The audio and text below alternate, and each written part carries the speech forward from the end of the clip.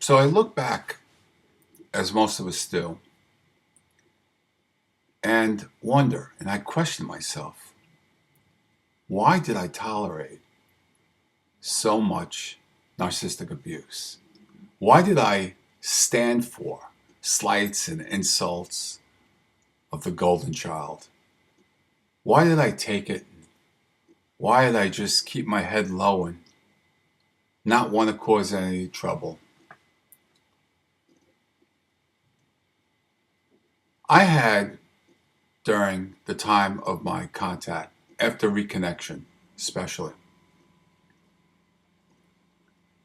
a period of such anxiety when I knew I was going to be around the narcissist or the golden child and that golden child's spouse. And it would make me physically sick. And one of the reasons I think that I became physically ill, full of anxiety, was because I knew it would be nothing but a bait fest. That's what it was. Anytime that there was a function, and there were few, not many, but there were few functions, because the family really didn't like each other, didn't like getting together. It was done out of some type of society tradition. But the baiting was amazing. And it was done on purpose.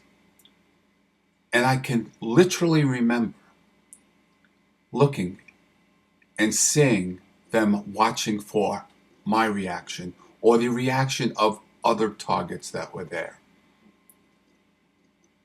For example, now I don't talk politics or religion on this channel for very specific reasons.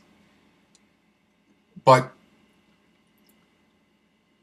the baiting would be anything where I had a specific belief in, or I had an opinion on, be it a small opinion, a large opinion. The golden child would bait me, would literally say something that went against my beliefs or my opinions, and then watch carefully for my reaction, egging me on, enticing me, baiting, wanting to pull that reaction out so they could feel superior.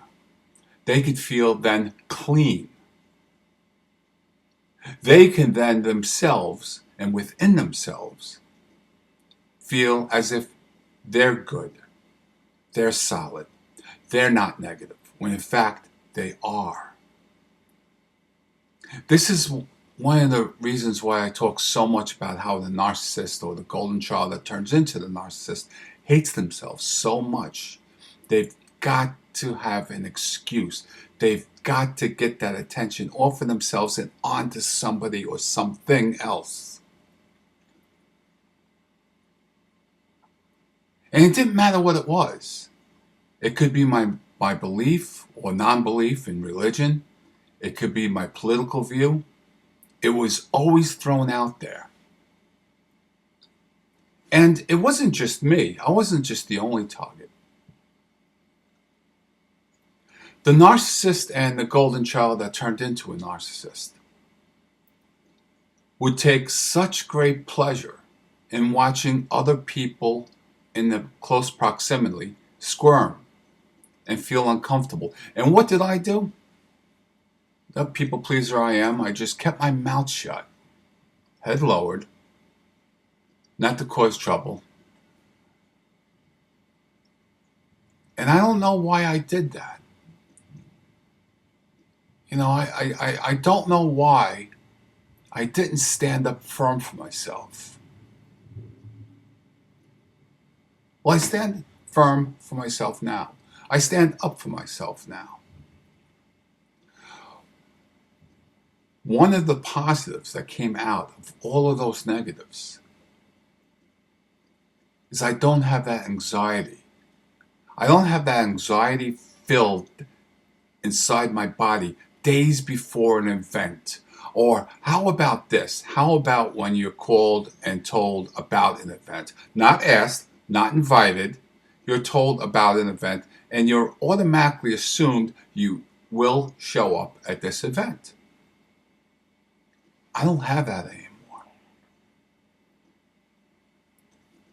I have friends that I choose to see.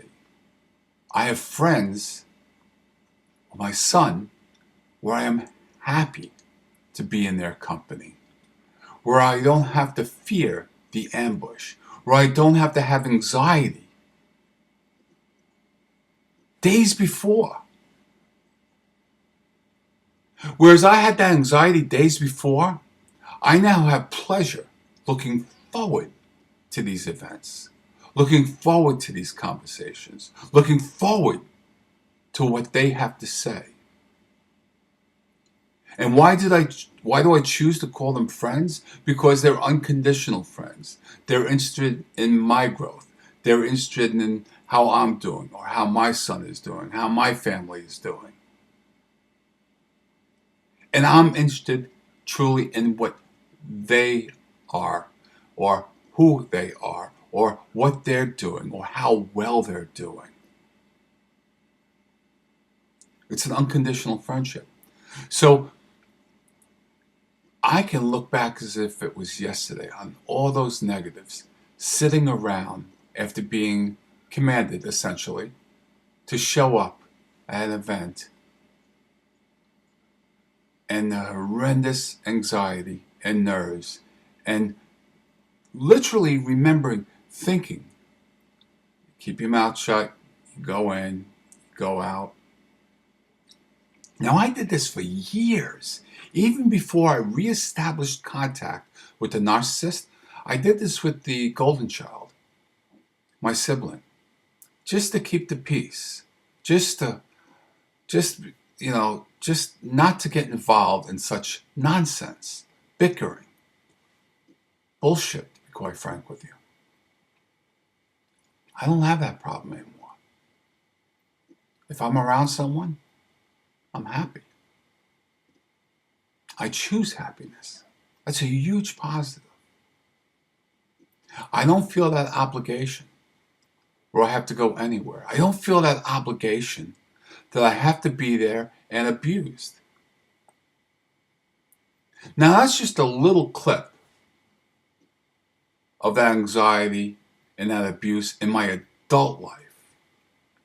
And that's directly tied into my childhood as well. And I'll talk about that in an upcoming video entitled 610. But all those negatives have turned into today positives. And I want you to have the peace in knowing that your negatives that you have running through your mind in those tapes, or whether you're presently involved in them, can and will turn into positives. It's hard to see now, perhaps, but there'll be a day where you're going to feel like this, and you're going to look forward to walking out your door and going to meet other people who generally care and generally love you. Not the false facade of a family gathering just for the sake of gathering, where they could boast and they tell their friends or other ones that they had Easter over their house or anything else like that, when all it is it's a baiting contest. It's a mad frenzy of who can argue and who can dig deeper. There's no digs today. I don't have to worry about being on guard. I don't have to worry about who's going to start. I don't have to worry about keeping my mouth shut. Today I choose to speak, converse, in pleasantries, in caring. And again, I want you to have the peace of knowing that that day, if not yet, is indeed coming. It's possible. Thank you.